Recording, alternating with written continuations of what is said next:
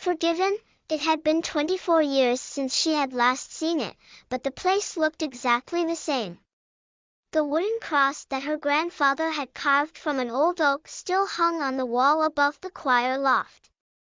Beautiful stained glass windows still allowed warm sunlight to light the sanctuary while still blocking any view to the outside. White shutters hugged the windows, available to close if the light ever got too bright or he raised too warm. The same wooden pews sat patiently in rows on each side from back to front, with a path in the middle leading to the altar. The cushions had of course been replaced since way back then, but they were the same sage green that she remembered, coordinating perfectly with the shade of green carpeting that covered the floor. Pale yellow paint on the walls complemented the muted green, and welcomed all who entered through the double doors at the back. Or was it the front? She had always thought it odd that the front doors of the building became the back once you crossed the threshold. So many times she had sat in these pews, and had sang the songs from the worn hymnals that were placed in the backs of them. Boxes of tissues sat on the end of each pew, surely to be used by more than a few on that day. Making her way down the aisle, she allowed distant memories play through her mind. Memories of happy times, before that awful day. As she approached the altar, she feared that someone would come in to stop her, reminding her that she was unworthy of the forgiveness she longed for. Yet she had come early and no one else was there. So she slowly stepped forward, and knelt at the altar, her head bowed with her face in her hands. As she prayed, she heard her father's voice, telling her how happy he was to see her and how glad he was that she had come. It had been so long since she had talked to him, and cried softly when she felt his arms wrap around her shoulders. Her sobs echoed throughout the room, and her shoulders heaved with every hiccuping gasp for breath. She was finally where she had longed to be. And yet the sadness and guilt weighed heavily on her. She continued to pray, and her father continued to hold her, not questioning why she had come or where she had been. He knew, as did everyone else who would be there. "Mama?" The voice broke through her sobs and she slowly stood to her feet, wiping her face with a tissue as she did. "Hello, Jessica." Her daughter stood before her, staring at her as if she couldn't believe her eyes, afraid that if she moved, her mother would disappear again. Then suddenly, she broke free of the chains that bound her and she threw herself into her mother's arms, crying into her shoulder as she had been crying just moments before. She held her daughter tightly, stroking her back and murmuring soothing affirmations over and over, until her sobs had subsided and her tears had slowed. Jessica reached up and touched her mother's face. "I'm so happy you're here. Would you like to see Sarah?" she asked softly. The woman closed her eyes and a fresh tear escaped to roll down her cheek. She shook her head slightly. "Not yet. I need to prepare myself. This is already an emotional day, just being here. And seeing her, here." Her words trailed off, but Jessica understood. She had cried her own share of a small lake over the past few months, knowing this day would come. "Well, let's go to the restroom and fix your makeup, okay?" Jessica took her hand and turned toward a door leading to the back of the church. "I'll just cry it off again." "Jessica, I wish I could have been here sooner. Maybe talk to her before dash." She stopped when Jessica cut her off. "Mama, stop. There was nothing you could do. I'm just happy you're here now." She dabbed at her face with tissue and opened her purse for powder and lipstick. "I have your room all ready at the house.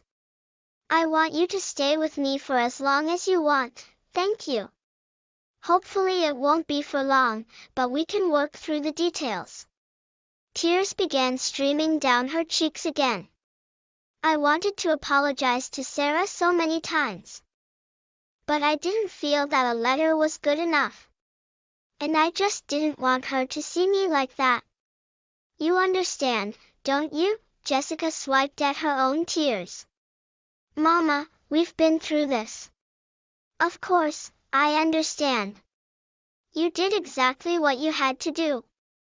And a prison is no place for a child to visit her grandmother.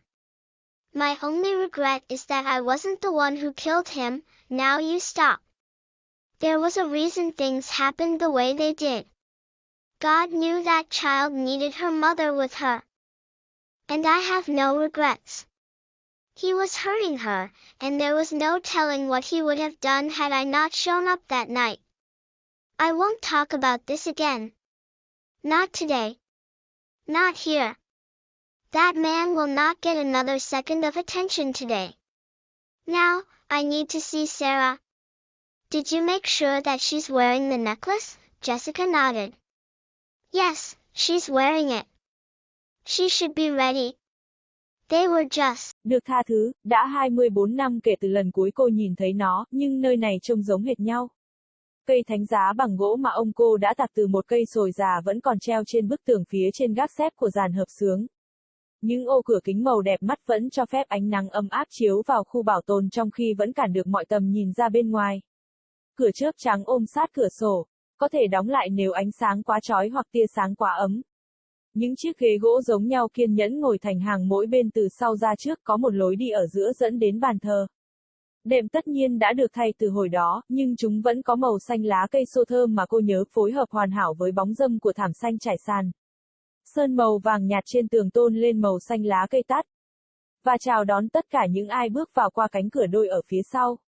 Hay là phía trước, cô ấy đã luôn nghĩ thật kỳ cục khi cửa trước của tòa nhà lại trở thành cửa sau khi bạn bước qua ngưỡng cửa. Rất nhiều lần cô ấy đã ngồi trong những chiếc ghế dài này, và hát những bài hát từ những cuốn thánh ca đã mòn được đặt ở phía sau chúng. Các hộp khăn giấy được đặt ở cuối mỗi ô, chắc chắn sẽ được nhiều hơn một vài người sử dụng vào ngày hôm đó. Đi xuống lối đi cô để những ký ức xa xăm lướt qua tâm trí mình. Kỷ niệm về khoảng thời gian hạnh phúc trước ngày tồi tệ đó. Khi đến gần bàn thờ, cô sợ ai đó sẽ vào ngăn cản mình. Nhắc nhở cô ấy rằng cô ấy không xứng đáng với sự tha thứ mà cô ấy hằng mong ước. Vậy mà cô ấy đã đến sớm và không có ai khác ở đó. Vì vậy, cô ấy từ từ bước tới, và quỳ xuống trước bàn thờ, đầu cúi mặt và chắp tay. Khi cầu nguyện, cô nghe thấy giọng nói của cha mình, nói với cô rằng ông đã vui mừng biết bao khi gặp cô và vui mừng biết bao khi cô đã đến. Đã rất lâu rồi cô không nói chuyện với anh, cô khẽ khóc khi cảm thấy vòng tay anh ôm lấy vai cô. Tiếng nức nở của cô vang vọng khắp căn phòng, và đôi vai cô phập phồng theo từng tiếng nấc thở hổn hển. Cuối cùng thì cô cũng được ở nơi mà cô hằng mong ước, nhưng nỗi buồn và cảm giác tội lỗi lại đè nặng lên cô. Cô tiếp tục cầu nguyện, và cha cô tiếp tục giữ cô, không hỏi tại sao cô đến hay cô đã ở đâu. Anh ấy biết cũng như tất cả những người khác sẽ ở đó. Má, giọng nói vỡ ra qua tiếng nức nở của cô và cô từ từ đứng dậy, lấy khăn giấy lau mặt như lúc này. Xin chào Jessica, con gái bà đứng trước mặt bà, nhìn bà chằm chằm như thể không tin vào mắt mình. Sợ rằng nếu cô ấy chuyển đi, mẹ cô ấy sẽ lại biến mất. Sau đó, đột nhiên, cô ấy thoát ra khỏi xiềng xích trói buộc mình và cô ấy ném mình vào vòng tay của mẹ cô ấy, khóc vào vai mẹ như cô ấy đã khóc chỉ vài giây trước đó. Bà ôm chặt lấy con gái, vuốt ve lưng và liên tục thì thầm những lời khẳng định nhẹ nhàng.